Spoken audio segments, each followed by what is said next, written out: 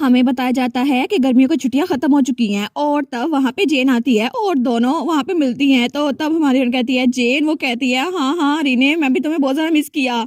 और फाइनली उनकी गर्मियों की छुट्टियां खत्म हो गई थी। तो जेन कहती है तुम्हारा लेटर क्या सच था कि आजकल तुम मार्शल आर्ट सीख रही हो? वो कहती है हाँ हाँ बिल्कुल, इन छुट्टियों में तो मैंने बहुत ज़्यादा मजा किया। तो रीने कहती है अच्छा हुआ ना। तो जेन कहती है लेकिन फिर भी मैं स्कूल को मिस कर रही थी, इतना सारा कियोस था ना। तो हमारन कहती है हाँ बिल्कुल, और वैसे भी सब लोग तो बहुत ज़्यादा लाउड हो गए ना क्योंकि छुट्टियों के बाद पहला दिन है। तो तब जेन कहती है अरे हाँ ये सब कुछ सिर्फ इसलिए होगा क्योंकि ट्रांसफर स्टूडेंट यहाँ पर आ रहा है। तो रीने कहती है एक ट्रांसफर स्टूडेंट? तो वो कहती है हाँ बिल्कुल, 20 सालों की एनिवर्सरी हो रही है ना दोनों एम्पायर के दरमियान, इसीलिए उस एम्पायर से एक प्रिंस यहाँ पर आ रहा है और हमारे एम्पायर का प्रिंस वहां पर जा रहा है। और इस तरह दोनों प्रिंस एक दूसरे के एम्पायर जाएंगे और वहाँ पे एक्सचेंज स्टूडेंट प्रोग्राम के तहत स्टडी करेंगे। तो रीने कहती है दोनों प्रिंस एक दूसरे की कंट्री में जा रहे हैं? तो जेन कहती है हाँ हाँ बिल्कुल, और उस कंट्री का जो प्रिंस है ना वो हमारी एकेडमी में आएगा। तो हमारी बहन कहती है सच में? मुझे इस बारे में पता नहीं था। तो जेन कहती है हाँ ये बात सेंस बनाती है क्योंकि यहाँ पर नोबल स्टेटस शो नहीं कर सकते। तो हमारी बहन कहती है अच्छा, लेकिन अभी तक किसी ने अनाउंस नहीं किया कि वो एक प्रिंस है। तो हमारी बहन सोचती है अच्छा वो हमारी एकेडमी में है लेकिन फिर भी यहाँ पे कुछ नोबल्स भी तो पढ़ते हैं ना, और रूमर्स तो फैलने वाली हैं चाहे वो अपने आप को जाहिर करे या ना करे। तो जेन कहती है लोगों ने तो कहा है कि आज उसका पहला दिन है। तो हमारी बहन कहती है हुआ सेकंड सेमेस्टर के पहले ही दिन कोई न्यू कमर आ गया है, लगता है चीजें बड़ी जरा मजे की होने वाली हैं। लेकिन मोर इम्पोर्टेंटली मुझे ये बताओ ना आज हम खाने में क्या खाने वाले हैं? वो कहती है शायद आलू, क्योंकि इस साल आलूओं की फसल बहुत ज्यादा अच्छी हुई है। और तब ब्रेक के टाइम वो लोग वहां पर आ गए थे लंच खाने के लिए और वहां पे सारी आलूओं की डिशेज थी। तो जेन कहती है सच में तुम्हें पोटैटोज इतने जरा पसंद है? वो कहती है हाँ हाँ बिल्कुल, और इनका टेस्ट तो बहुत ही जरा अच्छा है। लेकिन हमारे रीने के साथ वाली टेबल पर वो रेड बालों वाली लड़की भी बैठी हुई थी, वो भी आलूओं वाली डिशेस खा रही थी। तो तब हमारी हीरोइन को याद आता है कि तो वही लड़की है ना जो मेरे साथ ग्रुप में थी, लेकिन इसने कहा था कार्सियन सच में तुम्हें पसंद करता है, ऑफ कोर्स वैसा कर ही नहीं सकता। लेकिन हमारी हीरोइन उसको देखी जा रही थी, वो सोचती है ये पीटी यहाँ पर क्या कर रही है। तो तब अमीलिया की दोस्त भी उसके साथ थी, वो कहती है अमीलिया तुम्हारी स्किन तो बहुत अच्छी लग रही है, तुम क्या लगा रही हो? आखिर इसका सीक्रेट क्या है? क्या ये पोटैटो की वजह से है? वो कहती है हाँ हाँ हो सकता है लेकिन सीरियस हो जाओ। तो हमारी हम सोचती है क्या सच में ये पोटैटोस की वजह से नहीं है? मुझे लगा था शायद पोटैटोस की वजह से हो। तो अमीलिया कहती है मैंने स्किन केयर प्रोडक्ट पे बहुत ज्यादा पैसे लगाए हैं और इसी वजह से मेरी स्किन इतना अच्छी हो गई है। और ये स्किन केयर प्रोडक्ट इसकी स्मेल बहुत ज्यादा बुरी लगती है लेकिन बाद में इसकी आदत पड़ जाती है और स्किन ये तो बिल्कुल ग्लो करने लग जाती है। तो उसकी दोस्त कहती है क्या तुमने बस 2-3 बार लगाया और तुम्हारी स्किन इतनी ज्यादा ग्लो कर रही है, लेकिन इसका नाम क्या है हमें बता दो ना। तो अमीलिया कहती है इसका नाम तो ट्रूबेल्स ब्रू है। तो हमारी हीरोइन रीने वो थोड़ा सा फ्लिंच करती है। तो तभी वो तो उनको बताई जा रही थी ये तो बहुत ज्यादा वैल्यूएबल आइटम है, बहुत ज्यादा कीमती मिलती है। तो तभी हमारी रीने वो खड़ी होने लगती है। जेन कहती है रीने कहाँ जा रही हो? तो हमारी रीने उसके पास आती है, वो कहती है पीटी। तो अमीलिया कहती है क्या हुआ तुम्हें, अब तुम्हें मेरे खाने पे भी मसला है? तो हमारी हीरोइन कहती है नहीं मैंने कब पूछा। वो कहती है अच्छा तुम्हें क्या चाहिए? तो हमारी हीरोइन उसके पास आता है, कहती है अपने उस स्किन केयर प्रोडक्ट को ना तुम फेंक दो जिसको तुम यूज कर रही हो। तो अमीलिया कहती है क्या? तो तब उसकी दोस्त कहती है तुम हमारी बातें सुन रही थी, कितनी ग्रोस हो तुम। तो दूसरी कहती है तुम होती कौन हमें हुक्म सुनाने वाली। तो हमारी हीरोइन कहती है वो प्रोडक्ट शुरू में बहुत ज्यादा अच्छा काम करता है लेकिन अगर तुम उसे यूज करती रही ना तो तुम्हारी स्किन वो गल सड़ जाएगी और तुम्हें अभी इसको रोकना होगा। तो अमीलिया कहती है कम ऑन, मेरी स्किन ये तो पहले जरा अच्छी लगने लग गई है, ये बात सेंस नहीं बनाती कि बाद में इसके कोई साइड इफेक्ट हो। तो उसकी दोस्त कहती है चलो भी, मुझे लगता है ये झूठ बोल रही है क्योंकि इसे तुम्हारी स्किन से जलन हो रही है, चलो हम बाहर जाकर खाते हैं। और उसके बाद वो तीनों वहां से निकल गई थी और हमारी रीने वहीं पर खड़ी रह गई थी। वो सोचती है ट्रूबल्स ब्रू ये एक ऐसी मेडिसिन है जो कि वीट से बनाई जाती है लेकिन इसकी मॉइस्चराइजिंग प्रॉपर्टीज स्टार्ट में तो बहुत ज्यादा अच्छा रिजल्ट देती है लेकिन बाद में इसकी वजह से स्किन वो भी टॉक्सिन की वजह से गलने सड़ना शुरू हो जाती है और इसका रिजल्ट इसकी वजह से पूरा का पूरा चेहरा वो ऐसा लगता है जैसे झुलस गया हो और विक्टिम उसको पता भी नहीं चलता और उसका पूरा का पूरा चेहरा उसमें से बदबू आने लग जाती है। और पहले भी ऐसे बहुत सारे केसेस हो चुके हैं लेकिन इस केसेस को सुलझाया था मेरी मॉम ने, इसलिए मैं नहीं चाहती कि दोबारा कोई भी इसका विक्टिम बने। तो जेन उसके पास आती है, वो कहती है रीने तुम ठीक तो हो ना? तो हमारी रीने कुछ नहीं बोलती। तो जेन कहती है अगर तुम चाहो तो मैं उनका इंतजाम कर सकती हूँ। तो रीने कहती है नहीं नहीं कोई बात नहीं, मैं ठीक हूँ। वैसे भी मैं उसके कमरे में घुस के उसके स्किन केयर प्रोडक्ट को बाहर नहीं फेंक सकती, एटलीस्ट मैंने उसे वार्न तो कर दिया है ना। आई गेस आखिर में उसे पता चल ही जाएगा। और तब थोड़ी देर बाद हमें एकेडमी का गार्डन दिखा जाता है और हमारी वहां से गुजर रही थी। तो हमारी बहन सोचती है मुझे पहले ही एडवांस में क्योर तैयार करना पड़ेगा, अगर उसने स्किन केयर करना ना छोड़ा ना तो उसे जरूर इसकी जरूरत पड़ जाएगी। लेकिन आखिर वो मेरी बात सुनती क्यों नहीं है और क्या पता कि वो बिल्कुल एक पोटैटो बन जाए, फिर क्या होगा उसका। और मुझे यकीन नहीं होता कि मैं उसके साथ अच्छी हो रही थी लेकिन तभी उसके सामने से एक लड़का गुजर रहा था और तभी वो लड़का वहां से गुजरने लगता है लेकिन हमारी रीने भी उधर से गुजरने लगती है। तो वो साइड पे होती है तो लड़का भी साइड पे रहता है लेकिन दोनों बेचारे आमने सामने ही थे। तो हमारी रीने पीछे होते हुए कहती है आप चले जाए पहले। तो वो लड़का कहता है तुम आखिर तुम मेरे टेंशन लेने के लिए क्या कुछ करोगी। तो हमारी हीरोइन कहती है क्या? वो कहता है मुझे लगता था कि ये जगह ये मेरे कंट्री से बेहतर है, लेकिन फिर भी ये जगह यहाँ पे बिल्कुल वैसी स्कीम्स है, लड़कियां वैसी स्कीम अपनाती है मेरी टेंशन लेने के लिए, और वो लड़का उसके काले बाल थे। तो हमारी हीरोइन कहती है क्या इसका क्या मतलब है, लेकिन वो लड़का वहां चला जाता है। तो हमारी हीरोइन सोचती है क्या स्कीम, आखिर मैं इसके टेंशन लेने के लिए स्कीम में क्यों करूंगी। वो कहती है ठीक है अपने आप पे काबू रखो, तुम उसको कुछ बुरा भला नहीं कह सकती। तो तभी उसको कोई चीज नजर आती है, वो कहती है वाओ, तो वो लड़का भी देखता है वहां पर। वो कहती है देखो सही, तुम मेरे नाक के नीचे छुपे हुए थे और मुझे मिल ही नहीं रहे थे, आज तो सच में मेरा गुड लक डे है।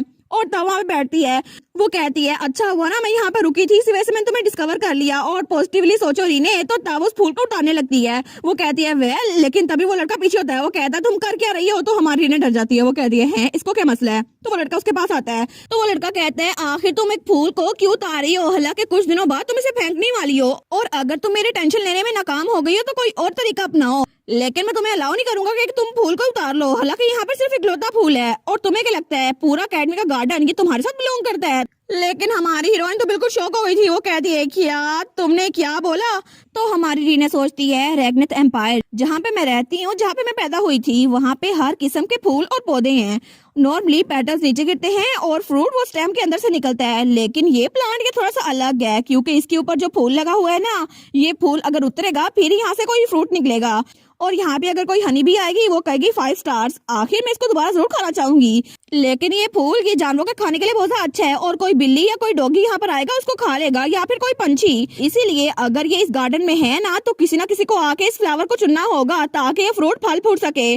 और वैसे भी मुझे ये फूल अपने इंग्रेडिएंट के लिए चाहिए था, लेकिन ये लड़का ये मुझे कह रहा है तुम फ्लावर्स को पिक कर रही हो, तुम सेवेज। लेकिन वो सोचती है कोई रीजन नहीं है कि एक टोटल स्ट्रेंजर वो मेरी तरफ देखकर गुस्सा दिखाए, और मैं तो इसको एक्सप्लेन करना भी नहीं चाहती, या मुझे करना चाहिए। ट्रूथफुली मुझे नहीं लगता कि इसको मुझे जज करना चाहिए, एटलीस्ट मैं ट्राई तो कर सकती हूँ ना। तो रीना खड़ी होते हुए कहती है देखो तुम्हें गलतफहमी हुई है। वो कहता है मैं तुम्हारे एक्सक्यूज सुनने के लिए यहाँ पे नहीं खड़ा, और अगर तुम्हें पता होता ना इस प्लांट को उगने में कितनी ज्यादा एफर्ट चाहिए होती है तो तुम कभी ऐसा ना करती। लेकिन मुझे लगता है तुम्हें इस फ्लावर के अलावा किसी से मतलब नहीं है, और अगर तुमने ऐसी दोबारा कोई चीज की ना तो मैं तुम्हें बख्शूंगा नहीं। और उसके बाद वहां से निकल गया था। तो रीना वहीं खड़ी रह गई थी। वो सोचती है क्या इसको क्या लगता है मैं दोबारा इससे मिलना चाहूंगी, और मैं अगर इससे दोबारा मिली ना तो इसका सर फाड़ दूंगी, लेकिन देखते हैं कि मैं दोबारा तुम्हारे पास आऊंगी या नहीं। और तब दूसरी तरफ हमें हमारा कार्सियोन दिखा रहता है, जो कि उसी पिक्चर को देखकर बड़ा खुश था, जो कि उसने रीने के साथ ली थी गर्मी की छुट्टियों में। वो कहता है आज तो मैं सच में रीने को देखने वाला हूँ। तो तभी दरवाजा खुलता है और वहाँ पे फ्योर आता है। वो कहता है हे कार्सियोन, लेकिन तभी जल्दी से हमारा कार्सियोन इस पिक्चर को छुपा लेता है। वो कहता है अच्छा तुम हो, मुझे लगा रीने थी। तो वो कहता है क्या तुम क्या छुपा रहे थे। तो तब कार्सियोन वहाँ बैठते हुए कहता है नहीं कुछ भी नहीं। तो फ्योर कहता है तुमने कोई चीज छुपा ली, तो मैं लगा रीने है, लेकिन जब तुमने मुझे देखा उसको छुपा लिया। तो कार्सियोन कहता है चल जाओ यहाँ से, लेकिन फ्योर उसको तो शक हो रहा था। वो सोचता है मुझे लगता है कि शायद ये कोई चीज छुपा रहा है लेकिन मुझे बता नहीं रहा। तो तब फ्योर उसके पास वो कहता है मुझे लगता है कि तुम कोई गलत चीज देख रहे थे, इसलिए जब तुमने देखा ना कि रीने नहीं है तो इसलिए तुमने ये चीज छुपा ली। तो कार्सियोन कहता है मैं तुम्हें क्यों बताऊं। तो वो कहता है बता दो ना क्या चीज है। तो कार्सियोन कहता है अगर तुम इस चीज को अपनी गंदी आंखों से देखोगे ना तो ये सड़ जाएगी। तो फ्योर कहता है कि आप अपनी गंदी आंखों से तुमने मुझे समझ क्या रखा है, लेकिन अगर तुमने मुझे ये चीज ना दिखाई ना तो जब रीनी आएगी मैं उसको कहूंगा तुम लड़कियां देख रहे थे। वो कहता है अच्छा जरा कह कर देखो, तो आज का दिन तुम्हारा आखिरी दिन होगा, और उसने तो मैजिक सर्कल भी बना लिया था। तो फ्योर सोचता है लगता है कि इसको बड़ा गुस्सा आ रहा है, लेकिन मैं इसको भड़काना नहीं चाहता। वो कहता है ठीक है, लेकिन तुम्हें पता है आज रीना क्लब रूम में नहीं आने वाली। तो कार्सियोन कहता है क्या, लेकिन उसको क्या हुआ, क्या वो बीमार हो गई है, लेकिन वो आज क्यों नहीं आ रही। तो फ्योर कहता है वेल वो बीमार नहीं है शायद। तो तब कार्सियोन कहता है क्या मतलब शायद। तो फ्योर उसकी तरफ देखते हैं, वो सोचता है यही मेरा चांस है। तो तब उसकी तरफ हाथ बढ़ाता है उसकी शर्ट में से वो चीज निकालने के लिए, लेकिन तभी कार्सियोन वो उसका बाजू पकड़ लेता है और फ्योर को सोफे पे गिरा देता है। तो फ्योर बेचारा हार गया था। तो कार्सियोन अपने हाथ झाड़ते हुए कहता है तुम्हारी हिम्मत कैसे हुई रीने का नाम लेकर अपनी लिटिल स्कीम मुझ पे यूज करो। तो फ्योर सोचता है ये मॉन्स्टर आखिर इसके रिफ्लेक्स कितने ज्यादा तेज है, लेकिन तभी कार्सियोन वो कुछ नहीं बोलता और तभी वो हंसने लग जाता है। वो कहता है वेल अगर तुम्हें देख लिया है ना तो मैं तुम्हें दिखा देता हूँ। तो फ्योर कहता है तुम पागल। तो हमारा हीरो कहता है देखो मैं तुम्हें दिखा देता हूँ ना, लेकिन तभी दरवाजा खुलता है और वहाँ पे रीने आती है। वो कहती है हे बॉयज मैं यहाँ पर आ गई, लेकिन जब उन दोनों की तरफ देखती है ना तो फ्योर सोफे पे लेटा हुआ था और कार्सियोन ऊपर खड़ा हुआ था। तो तब वो दोनों उसको कोई और ही मंजर दिखा रहे थे। तो कार्सियोन कहता है क्या हुआ रीने, क्या हो गया। तो हमारी हीरोइन कहती है ओ मेरे जाते जाते जनरल चेंज भी हो गया, मुझे पता भी नहीं चला, लेकिन तुम दोनों के लिए मैं बहुत ज्यादा खुश हूँ। तो कार्सियोन कहता है नहीं मुझे नहीं पता तुम्हारा क्या मतलब है, लेकिन तुम गलत सोच रही हो। और थोड़ी देर बाद उन दोनों ने उसको सब कुछ बता दिया था। तो हमारी ने कह दिया अच्छा तो कार ने कोई चीज छुपाई थी और फ्योर को लगा कि शायद कोई अजीब सी चीज है इसलिए तुमने उसको देखने की कोशिश की। फ्योर कहता है हाँ बिल्कुल, ये तो बहुत ज्यादा सस्पिशियसली एक्ट कर रहा था ना, तो मैं आखिर क्या करता। तो कारसियोन कहता है क्या मतलब सस्पिशियस, अगर तुम्हें कुछ देखना है तो अपने बेड के नीचे देख लो। तो वो कहता है क्या, तो हमारे कहती है क्या मतलब फ्योर तुमने अपने बेड के नीचे क्या छुपाया हुआ है। तो फ्योर कहता है नहीं नहीं कुछ भी नहीं, मेरे बेड के नीचे कुछ भी नहीं है। तो वो कहती है फ्योर शेयरिंग केयरिंग होती है इसलिए तो दोस्त होते हैं ना, मुझे बता दो तुमने क्या छुपाया हुआ है। तो फ्योर सोचता है ये सच बोल रही है या मजाक कर रही है, वो तो पूरी कैलकुलेशन करने लग जाता है। लेकिन हमारी कहती है मैं तो मजाक कर रही थी। वो कहता है अगर तुम मजाक कर रही थी ना तो सीधी तरह बताया करो मजाक कर रही हो। लेकिन तब उन दोनों के दरमियान बैठ जाती है। तो कारसियोन बेचारा वो तो बिल्कुल बिल्ली बन गया था। तो हमारी कहती है तुम लोग के रिएक्शन इतने अच्छे होते हैं ना, इसीलिए मेरा दिल ही नहीं करता यहाँ से जाने का। लेकिन आई बेट कार जो चीज छुपा रहा था ना वो वही पिक्चर थी जो हम लोगों ने छुट्टियों के दरमियान ली थी, है ना। तो कारसियोन कहता है हाँ बिल्कुल। तो फ्योर कहता है क्या तुम दोनों ने इकट्ठे पिक्चर ली थी। वो कहता है हाँ हाँ देखना चाहोगे। तो फ्योर कहता है इसका मतलब है कि तुम लोग पूरी छुट्टियों में इकट्ठे थे। तो कारसियोन कहता है मेरी तरफ फैसला देखो, मैं ये बात जानता हूँ कि पूरी छुट्टियों में तुम कभी ना कभी अपनी किसी ना किसी गर्लफ्रेंड के साथ होगे। तो हमान कहती है क्या किसी ना किसी गर्लफ्रेंड के साथ, मतलब तुम्हारी ज्यादा गर्लफ्रेंड्स हैं। तो फ्योर कहता है नहीं नहीं ऐसी कोई बात नहीं है, मेरी काफी ज्यादा गर्लफ्रेंड्स रह चुकी हैं, लेकिन इसका ये मतलब नहीं है कि मैं एक वक्त में ज्यादा लड़कियों के साथ होता हूँ। एक वक्त में मेरी सिर्फ एक ही गर्लफ्रेंड होती है और इसके अलावा मैं सबके साथ बहुत ज्यादा अच्छा था और मैंने कभी किसी को कोई दुख नहीं दिया, जैसे मैंने उनकी एनिवर्सरी याद रखी, उनके बर्थडे याद रखे। तो हमारी कहती है तुम इसको एक्सक्यूज कह रहे हो। वो कहता है वेल मेरी लाइफ थी ना इसलिए मैंने ऐसे जी ली, लेकिन मैं कभी भी किसी लड़की के साथ खेला नहीं हूँ और वो मेरे साथ ब्रेकअप अपनी खुशी से करती थी। लेकिन तब फ्योर स्माइल करके कहता है वैसे भी अब से मेरी जिंदगी में सिर्फ एक ही लड़की होनी चाहिए क्योंकि मैं किसी और को पसंद नहीं करूंगा। तो हमारी कहती है वाह सच में। तो कारसियोन वो कहता है हाँ तो क्या। तो हमारी कहती है चलो हम तीनों इकट्ठे एक पिक्चर लेंगे ठीक है, और इस तरह तुम दोनों फोटोज पे लड़ना बंद कर दोगे। फ्योर कहता है हम तीनों, इसका मतलब है मैं भी। वो कहती है ऑफ कोर्स तुम्हें भी इसमें होना होगा। तो तब फ्योर कहता है वाह ये तो बड़ा अच्छा आइडिया है, तुम तो बेस्ट हो रही ने, हम लोग इकट्ठे पिक्चर लेंगे। तो हमारा कारसियोन उसको तो बड़ा गुस्सा आ रहा था, लेकिन तभी फ्योर वो तो बहुत खुश था। वो सोचता है रीने के साथ एक पिक्चर, लेकिन कारसियोन का दिमाग तो बड़ा चल रहा था। वो सोचता है हम तीनों इकट्ठे पिक्चर लेंगे लेकिन मैं फोटो में से फ्योर को काट दूंगा और जो पिक्चर फ्योर के पास होगी ना वो मैं उससे ले लूंगा। तो वो कहता है ठीक है ये तो बहुत अच्छा साउंड कर रहा है। तो हमारी रीने कहती है सच में, लेकिन फ्योर तो सस्पिशियस हो रहा था। तो रीने कहती है मुझे लगता है कि हम लोग कभी न कभी अडल्ट बन जाएंगे तो हमारे पास ये फोटोज होंगी हमारी मेमोरीज को याद रखने के लिए। तो फ्योर कहता है तुम तो ऐसी बात कर रही हो जैसे तुम्हारी ये दूसरी जिंदगी है। तो हमारी बहन कहती है हमें तो बड़ा मजा आएगा, चलो हम लोग इकट्ठे और जरा पिक्चर्स लिया करेंगे। तो वो तीनों कहते हैं हाँ बिल्कुल। तो हमारी रीने कहती है कितना अच्छा लग रहा है ना, हम लोगों ने थोड़ी देर बात की लेकिन ऐसा लगता है कि हम लोग कल ही बिछड़े थे। तो कारसियोन और फ्योर उसकी तरफ देखते हैं, वो कहते हैं हाँ बिल्कुल ऐसे ही लगता है। तो कारसियोन कहता है हाँ बिल्कुल मुझे तो हर रोज ही ऐसा लगता है। तो हमारी बहन कहती है मुझे यकीन है कि हमारे आगे आने वाले दिन बिल्कुल पीसफुल होंगे। लेकिन तभी दरवाजे पे दस्तक होती है, कोई कहता है रीने क्या तुम यहाँ पर हो। तो रीने कहती है क्या ये तो प्रोफेसर वाल्टर की आवाज लग रही है ना। तो फ्योर कहता है क्या प्रोफेसर वाल्टर यहाँ पर खुद आए हैं, लेकिन उनको क्या काम है। तो हमारी रीने सोचती है क्या ये हो क्या रहा है, मुझे लगता है कि मुझे बैड फीलिंग आ रही है, लेकिन प्रोफेसर वाल्टर वो खुद यहाँ पर क्या करने के लिए आ गए हैं।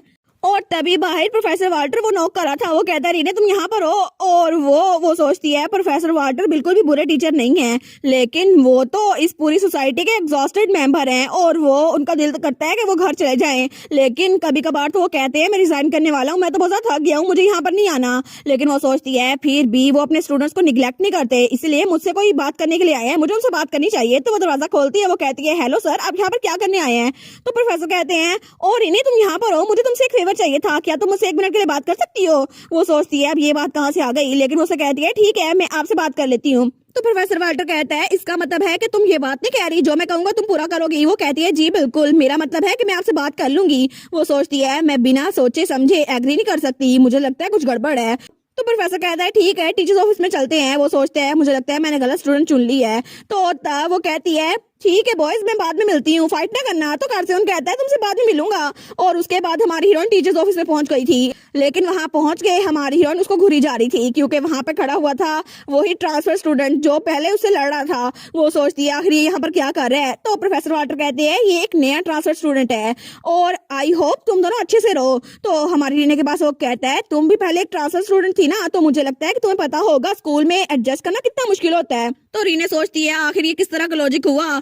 तो तब प्रोफेसर उसके कान में कहता है, हिज हाइनेस, मेरा मतलब है ये स्टूडेंट ये यहाँ पर आज ही आया है और ये स्कूल इसके लिए बहुत ज्यादा बड़ा है, इसलिए क्या तुम इसे इम्पोर्टेंट जगह दिखा सकती हो? वो कहती है मैं। तो प्रोफेसर कहता है हाँ हाँ, इसकी क्लासेस कल स्टार्ट होगी तो मैं उम्मीद करता हूँ कि तुम इसके साथ अच्छे से रहोगी। अब मैं यहाँ से चलता हूँ। वो कहती है प्रोफेसर रुक तो जाए, आखिर हम यहाँ से भाग नहीं सकते। वो कहता है भाग रहा हूँ? बिल्कुल नहीं, मैं बहुत ज्यादा रिस्पॉन्सिबल टीचर हूँ और मैं एक ट्रांसफर स्टूडेंट की हेल्प करना चाहता हूँ तुम्हारे जरिए, और इम्पोर्टेंट यही है कि मुझे अर्जेंट मैटर को खुद अटेंशन देनी है, इसलिए मैं यहाँ से जा रहा हूँ। वो सोचती है ये इंपॉर्टेंट नहीं है। वो कहता है हाँ बिल्कुल, क्योंकि मुझे स्टूडेंट्स के लेटर पढ़ने हैं और उनको मेरी एडवाइस चाहिए, और इसके अलावा बहुत सारे स्टूडेंट्स, मुझे उनका होमवर्क भी चेक करना है। तो हमारी वो सोचती है नहीं, मुझे उनकी बात नहीं माननी। तो उसके कान में कहता है प्लीज मैं तुमसे ज्यादा नहीं मांग रहा, और अगर तुम्हें नहीं चाहिए तो तुम कभी भी क्विट कर सकती हो। तो रीना कहती है अच्छा ठीक है। तो प्रोफेसर कहता है थैंक यू, और उसके बाद वहां से भाग गया था। वो सोचती है मुझे रियलाइज नहीं हुआ कि प्रोफेसर इतने ज्यादा तेज भागते हैं, लेकिन तभी वो दोनों वहां पर अकेले थे और दोनों एक दूसरे की तरफ मुंह नहीं करते। लेकिन तभी हमारी रीना कहती है नाम बताओ अपना। वो कहता है क्या? तो रीना कहती है मैं तुमसे पूछ रही हूँ तुम्हारा नाम क्या है? वो कहता है कुन, मेरा नाम कुन है। वो सोचती है ये मुझे अपनी फैमिली का नाम नहीं बता रहा, लेकिन मुझे लगता है ऐसा ही है क्योंकि जेन ने कहा था ना यहाँ पर सिर्फ एक ही स्टूडेंट आया है जो कि वो प्रिंस होगा, तो मुझे लगता है ये प्रिंस ही है। लेकिन जहाँ तक मुझे जेन ने बताया ना, इसका पूरा नाम है कुन एडगर एब्सेंटस। तो वो कहती है ठीक है कुन, तो मुझे बताओ कि आखिर तुम यहाँ पर कैसे आ गए? वो कहता है क्या? वो कहती है अगर तुम्हें मुझसे कुछ पूछना है या तुम्हें कोई चीज समझ नहीं आ रही या फिर तुम्हें किसी भी चीज में मसला है तो प्लीज मुझे मत बताना, अकेले में सफर करते रहो। तो वो कहता है क्या? वो तो बहुत हैरान हो गया था। तो हमारी हीरोइन कहती है जब मैं पहली बार यहाँ ट्रांसफर होकर आई थी ना, तो किसी ने भी मेरी तरफ तवज्जो नहीं दी थी और किसी ने मुझे पूरी अकेडमी नहीं दिखाई थी, इसलिए तुम चाहे जितने मर्जी इंपॉर्टेंट इंसान हो, लेकिन यहाँ पर तुम कभी किसी को भी रोब नहीं जमा सकते, और वैसे भी मैं तुम्हारे साथ बिल्कुल भी हेल्प नहीं करने वाली। तुम्हें बात समझ आ गई है? तो अब मैं चलती हूँ। तो वहां से रीना निकलने लगती है, लेकिन तभी वो उसका बाजू पकड़ लेता है। वो कहती है क्या इसके साथ क्या मसला है? क्योंकि उसने उसका बाजू रुमाल के जरिए पकड़ा था। वो सोचती है एक हैंकरचीफ, आखिर ये कहाँ से लेकर आया? तो वो कहता है ये स्पेशल ट्रीटमेंट नहीं है, किसी ने भी मुझे ऐसा कुछ नहीं करने को कहा और मैं अकेडमी से कोई स्पेशल ट्रीटमेंट नहीं मांग रहा। तो हमारी रीना कहती है अच्छा ऐसी बात है। वो सोचती है ये लगता है कि अपना मजाक उड़ाना नहीं चाहता, लेकिन फिर भी इतनी जल्दी तो मैं इसको माफ नहीं करने वाली क्योंकि पहले इसने मेरी इंसल्ट की थी। वो कहती है ओ अच्छा, तो मुझे लगता है मैं तुम्हारे बारे में गलत थी, लेकिन क्या मैं अभी भी गलत समझ रही हूँ कि तुम मुझे खुद टच नहीं कर सकते हो, सिर्फ रिमार्क इस्तेमाल कर रहे हो, और क्या तुम मुझे डिस्क्रिमिनेट नहीं कर रहे? वो कहते हैं अच्छा ये तो था। वो कहता है वेल इसके लिए मेरे पास एक रीजन है। तो हमारी हीरोइन कहती है हाँ हाँ तुम्हारे पास होगी। वो कहता है सच में तुम तो अपनी फीलिंग्स छुपाती नहीं हो, जो तुम्हारे दिल में है वही तुम्हारे चेहरे पे दिखाती हो। तो रीना कहती है हाँ तो क्या करूं, जो मेरे दिल में है वो चेहरे पर दिखाऊं? तो क्या तुम्हारी खुशामद करूं, तुम्हें कहो कि तुम बहुत अच्छे हो? वो कहता है मुझे पता है कि हमारा फर्स्ट एक्सप्रेशन बिल्कुल भी अच्छा नहीं था, लेकिन क्या तुम उसको साइड पे नहीं कर सकती? और वैसे भी मैं किसी ऐसी लड़की के साथ नहीं घूमना चाहता जो नेचर को हार्म करती है, लेकिन मैं अपनी पूरी कोशिश करूंगा कि तुम्हारे साथ रह सकूं, और मैं उम्मीद करता हूं कि तुम भी ऐसा करोगी। तो हमारी हीरोइन सोचती है क्या इस इंसान ने पहले किसी के साथ नॉर्मल बातचीत की भी है या फिर नहीं? अभी मुझसे माफी मांग रहा है लेकिन फिर भी मेरे इंसल्ट किया जा रहा है, आखिर मैं इसकी हेल्प क्यों करूंगी? तो तब वो कहता है तुम क्या कहती हो, क्या तुम मेरी बात मान लोगी? तो हमारी हीरोइन कहती है अच्छा तुम पूछ रहे हो मैं क्या कहती हूँ, तो मैं तुम्हें कह रही हूँ सॉरी मुझे माफ कर दो, लेकिन जो फ्लावर मुझे नजर आएगा ना मैं उसको उखाड़ लूंगी। तो तब उसे दूर होती जा रही थी। वो सोचता है क्या ये ऐसे मूव क्यों कर रही है, लेकिन वो कहती है ठीक है गुड लक अपने आप रहने के लिए, और वहां से भाग गई थी। तो कौन वहीं पे खड़ा रह गया था। वो कहता है क्या वो कहाँ चली गई? तो हमारी सोचती है मैंने सुना था कि उस कंट्री का प्रिंस वो तो बहुत ज्यादा फेमस है सिख होने के लिए, लेकिन कितना गार्बेज है ना, बिल्कुल हेल्दी लगता है, बहुत ज्यादा हेल्दी, लेकिन फिर भी दूसरों को इंसल्ट करना तो इससे सीखे कोई, और इसी वजह से कोई भी रूमर मैं उस पर ट्रस्ट नहीं कर सकती। और वो प्रिंस वहीं पे खड़ा रह गया था और उसको तो पसीना आ रहा था। वो सोचता है क्या, और तब अपने हाथ को देखता है और उस रुमाल को। वो सोचता है लगता है मैं कभी भी किसी के साथ नॉर्मल बातचीत नहीं कर सकता, और अब तो मैं श्योर भी नहीं हूँ मुझे क्या फील हो रहा है, गुस्सा, कंफ्यूजन, या फिर मुझे सच में उस लड़की से बदला लेना है। लेकिन आखिर ये लड़की इतनी बदतमीज क्यों थी, और मैं उम्मीद करता हूँ कि मैं दोबारा कभी भी इस लड़की से ना मिलूं। तो तब हमें अगले दिन का सीन दिखा रहता है। तो हमारी हीरोइन सोचती है मुझे लगा था जिस दिन वो ट्रांसफर स्टूडेंट आया है ना उसके अगले दिन से मेरी जिंदगी नॉर्मल हो जाएगी, लेकिन वो ट्रांसफर स्टूडेंट मेरी क्लास में ट्रांसफर हुआ था, और तब हमारी रीने उसने डेस्क पे सर रखा हुआ था।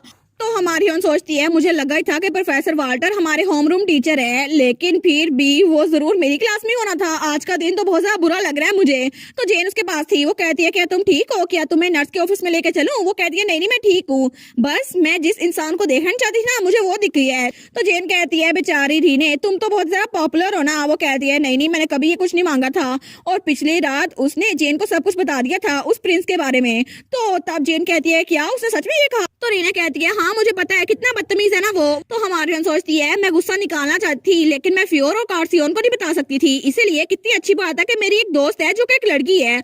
तो जेन कहती है वो देखने में तो अच्छा लग रहा है। तो हमारी कहती है हाँ उसका फेस तो नाइस है लेकिन बाकी की पूरी पर्सनैलिटी उसकी डिसास्टर है। तो हमारी कहती है वो जरूर एक प्रिंस होगा लेकिन कार्सियोन जैसा कोई भी नहीं हो सकता, वो तो अपनी मिसाल आप है। तो तब जेन बेचारी वो कहती है हाँ आई गेस यही है, लेकिन तभी वहाँ पर कोई आता है, वो कहता है एक्सक्यूज मी। तो रीने वहाँ पर देखती है तो वहाँ पे वही प्रिंस था कुन।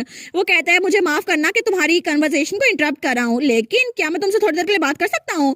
तो हमारी हीरोइन उसको घुरी जाती है। तो जेन कहती है लेकिन क्यों। तो वो प्रिंस डर जाता है, वो सोचता है कि पूरे एम्पायर की लड़कियां ऐसी हैं, दूसरों को घूरती रहती हैं। लेकिन तब रीने खड़ी होती है, वो कहती है अगर तुम्हें कुछ कहना है तो यहीं पे कह दो। तो वो कहता है तुम, लेकिन तभी उसके सामने कार्सियोन आ जाता है, वो कहता है रीने। तो हमारी हीरोइन कहती है कार्सियोन तुम यहाँ पर क्या कर रहे हो। वो कहता है मैं शॉपिंग डिस्ट्रिक्ट में गया था और कल मुझे तुम्हारी याद आई तो मैं तुम्हारे लिए ये सब कुछ ले आया और वहाँ पे बहुत सारी कैंडीज थी। तो तब उसने उसको एक बास्केट में डाल के दे दी थी। तो हमारी हीरोइन कहती है कि यार ये सारे डिजर्ट्स हैं। वो कहती है तुम्हें ये सब कुछ लेके आने की जरूरत नहीं थी। तो जेन उसके कान में कहती है आज तो तुम्हारा कुछ मीठा खाने का दिल कर रहा था, अच्छा हुआ ना उसकी टाइमिंग अच्छी है। तो रीने कहती है थैंक यू कार्सियोन, मैं तुम्हें कभी ना कभी डिनर खरीद के दूंगी और क्या तुम मेरे साथ किसी फैंसी जगह पे चला जाओगे। तो कार्सियोन कहता है क्या। वो सोचता है रीने मुझे डिनर खरीद के देने वाली है, एक फैंसी डिनर, इसका मतलब है कि ये एक डेट होगी। वो कहता है सच में क्या तुम प्रॉमिस करती हो। और वो तो बिल्कुल रेड हो गया था। तो हमारी रीने कहती है हाँ बिल्कुल, और ताओ उसकी तरफ उंगली बढ़ाते हुए कहती है मैं पिंकी प्रॉमिस करती हूँ ठीक है। तो कार्सियोन तो ब्लश किए जा रहा था, वो सोचता है सच में रीने ने मेरी तरफ हाथ बढ़ाया। तो वो दोनों पिंकी प्रॉमिस कर लेते हैं और दोनों ही बहुत ज्यादा अच्छा कपल लग रहे थे। लेकिन तभी पूरे कमरे में सिर्फ वही जगमगा रहे थे और वो प्रिंस पीछे खड़ा हुआ था। तो हमारा कार्सियोन कहता है लेकिन रीने मुझे ये बताओ ना, आखिर ये बास्टर्ड मेरा मतलब है तुम्हारा न्यू क्लासमेट है। तो रीने कहती है हाँ ये ट्रांसफर स्टूडेंट है, इसने आज हमारी क्लास को ज्वाइन किया है, लेकिन यहाँ पे तो कैरमल पॉपकॉर्न भी है, मुझे तो इसको खा के बड़ा मजा आएगा। तो वो सोचती है ये अकेले तो मैं खा नहीं सकती, मुझे लगता है जेन के साथ शेयर करने होंगे। तो कार्सियोन कहता है अच्छा अगर तुम्हें यही चाहिए था फिर तो अच्छा लग रहा है। तो वो कहती है जेन तुम ये लोगी। तो जेन कहती है नहीं मैं अभी मूड में नहीं हूँ। तो हमारी बहन कहती है ठीक है मैं खुद ही खा लेती हूँ। और तब कार्सियोन और कुन वहीं पे खड़े हुए थे। तो हमारा हीरो कुन की तरफ देखता है, वो कहता है अच्छा तो मुझे ये बताओ कि आखिर तुम यहाँ पर क्या कर रहे हो, क्या तुम्हें रीने के साथ कोई काम है। तो वो कहता है हाँ बिल्कुल मुझे उसके साथ कोई काम है, और वो भी बिल्कुल ऐसे लग रहा था। लेकिन पूरी क्लास में खामोशी छा गई थी। वो सोचते हैं उस ट्रांसफर स्टूडेंट ने कार्सियोन के खिलाफ बात की, उसको पलट के जवाब दिया, और वो तो जरूर प्रिंस होगा ना। लेकिन पूरी क्लास डर के बैठी हुई थी। तो हमारी दिल में सोचती है अब ये दोनों चले क्यों नहीं जाते। वो कहती है सॉरी इस चोर के लिए। तो जेन कहती है नहीं कोई बात नहीं। वो सोचती है कार्सियोन लिसांटियस कितना अजीब है ना, मैं रेगुलरली उसको रीने की पसंद की चीजों के बारे में रिपोर्ट करती रहती हूँ, लेकिन मैंने उसे कभी भी रीने के कोई प्राइवेट मैटर के बारे में नहीं बताया। और कल ही मुझे रीने ने बताया कि वो प्रिंस से मिली थी, तो आखिर उसको कैसे पता चला। और इस वक्त वो प्रिंस भी बिल्कुल अनोइंग लग रहा है। और कार्सियोन मुझे तो लगता है कि वो उस प्रिंस को मार देगा अगर वो ऐसे ही रहा तो। और वो तो रीने के करीब आने की कोशिश करा था, लेकिन क्या ये वही कार्सियोन है जो बहुत ज्यादा वायलेंट और कोल्ड होता था। अगर ये वही कार्सियोन होता ना तो अभी तक उस प्रिंस को मार चुका होता। लेकिन शायद मैं चीजें इमेजिन कर रही हूँ, जरा इसकी तरफ देखो सही। और प्रिंस कुन और कार्सियोन एक दूसरे के आमने सामने थे। तो तब जेन सोचती है कार्सियोन तो ज्यादा टेरिफाइंग है, अगर उस प्रिंस को पता चल जाए ना तो वापस से अपने होम टाउन चला जाए। लेकिन तब वो प्रिंस कहता है ऐसा तो नहीं लगता कि तुम इस क्लास में हो, अगर तुम्हारा काम खत्म हो गया हो तो तुम्हें यहाँ चलना चाहिए। तो कार्सियोन भी कहता है मैंने भी तुमसे एक सवाल पूछा था, आखिर तुम यहाँ पर क्या कर रहे हो। तो कुन कहता है मैंने आज ही क्लास को ज्वाइन किया है। तो हमारा हीरो कहता है नहीं मेरा मतलब है यहाँ पर रीने के डेस्क के पास, आखिर तुम्हारा यहाँ पर क्या काम। तो कुन डर जाता है, वो सोचता है कि यार इसको पता है मैं कौन हूँ, फिर भी ये मुझसे ऐसे बात कर रहा है। तो हमारी हीरोइन सोचती है ये दोनों वापस से अपनी अपनी जगह पे क्यों नहीं चले जाते। कार्सियोन अपने कमरे में चले जाओ और कुन तो अपनी सीट पे चल जाओ। लेकिन दोनों एक दूसरे को घूरी जा रहे थे और हमारी हीरोइन पॉपकॉर्न एंजॉय कर रही थी। तो तब कार्सियोन कहता है सॉरी रीने, लेकिन क्या मैं ज्यादा लाउड हो रहा हूँ और मैं इसको जल्दी रैप अप कर दूंगा। तो हमारी कहती है हाँ हाँ जल्दी कर दो। तो तब वो कुन के कंधे पे हाथ रखता है और कहता है तुम्हें मेरी बात समझ आ गई, अब वापस चले जाओ या फिर तुम्हारी चेयर में तुम्हारे लिए घसीट के लेके आऊं। तो तभी कुन अपने कंधे से उसका हाथ झटकता है और तब वो पीछे करते हुए कहता है आखिर तुम हो कौन, तुम्हारी हिम्मत कैसे हुई कि तुम मुझसे ऐसे बात करो। तो सारी की सारी क्लास वो स्टूडेंट डर गए थे। वो सोचते हैं कि यार ट्रांसफर स्टूडेंट ने कार्सियोन के हाथ को पीछे झटका, लेकिन वो तो कार्सियोन का हाथ है ना, वो तो बहुत डरावना है। तो कार्सियोन वो स्माइल कर रहा था। तो तब कुन कहता है मुझे लगता है तुम्हें जरा केयरफुल होने की जरूरत है। तो तभी कार्सियोन कार्सियन रख के उसके मुंह पे मुक्का मारने लगता है, लेकिन तभी प्रिंस कून उसको डॉज कर लेता है। वो थोड़ा पीछे रहता है। वो सोचता है क्या ये इंसान ये आखिर मुझे मारने की कोशिश क्यों कर रहा है। तो कार्सियन वो कहता है तुम्हें जरा अपने हाथ और जुबान संभालनी चाहिए, और वैसे भी यहाँ पर कोई कैसल वॉल्स या नाइट नहीं है जो तुम्हें प्रोटेक्ट कर सके, इसलिए जरा अपनी हद में रहो। और तब कार्सियन को तो बड़ा गुस्सा आया हुआ था, लेकिन वो प्रिंस वो सोचता है ये लड़का ये तो बहुत ज्यादा खतरनाक लग रहा है, इसे पता था कि मैं डोज करने वाला हूँ और इसीलिए मेरे चेहरे की तरफ आया, लेकिन अगर ये मुक्का मेरे मुंह पे लग जाता है तो मैं बचता नहीं। और तब वो प्रिंस कून वो थोड़ा पीछे हो गया था, तो हमारी ने वो तो पॉपकॉर्न खाई जा रही थी। वो सोचती है वाओ बड़ा मजा आ रहा है, लेकिन ऐसा लगता है कार्सियन ने अपना बदला चुका लिया। तो जेन सोचती है टू बी फेयर कार्सियन ऐसा इंसान तो नहीं है जो सिर्फ इतनी सी बात करके हट जाए, लेकिन जरूर कोई रीजन होगी कि इसने इतना वायलेंट बिहेवियर शो नहीं किया जितना ये आमतौर पे करता है। तो कार्सियन स्माइली किए जा रहा था। तो तब प्रिंस कून वो सोचता है इसने सच में मुझ पे हाथ उठाया, इसे पता है मैं कौन हूँ, फिर भी लेकिन चाहे मैं अपनी आइडेंटिटी छुपा भी रहा हूँ फिर भी मैं इस डिसरिस्पेक्ट को एक्सेप्ट नहीं कर सकता। तो दोनों एक दूसरे के सामने खड़े हुए थे और दोनों गुस्से में लग रहे थे, लेकिन तभी प्रिंस कून वो गहरी सांस लेता और कहता है ठीक है भूल जाओ इसको, मैं और तमाशा बनाना नहीं चाहता, और वहां से निकल गया था। वो कहता है आजकल इतना काफी है। और तब वो क्लास के बाहर ही निकल गया था, और तब वो दरवाजा बंद करता है। और तब पीछे पूरी की पूरी क्लास वो तो बहुत ज्यादा नॉक्शियस हो गई थी और बहुत ज्यादा अनकंफर्टेबल भी। तो जेन सोचती है ये अभी हुआ क्या, लेकिन हमारी रीने वो तो आराम से अपने पॉपकॉर्न से एंजॉय कर रही थी। वो सोचती है पॉपकॉर्न तो मजे के लग रहे हैं, लेकिन आखिर पूरी क्लास इतनी जरा डरी हुई क्यों लग रही है मुझे। और इसी के साथ ये वाला पार्ट यहीं पर ख़त्म। तो आप लोग बताइएगा आप लोग को ये पार्ट कैसा लगा, और वीडियो को लाइक और चैनल को सब्सक्राइब लाजमी कीजिएगा। बाकी वीडियोस का लिंक भी स्क्रीन पर नज़र आ रहा होगा, तो काइंडली उनको भी चेकआउट कर लें। और thank you so much for watching my videos. Stay safe, bye bye.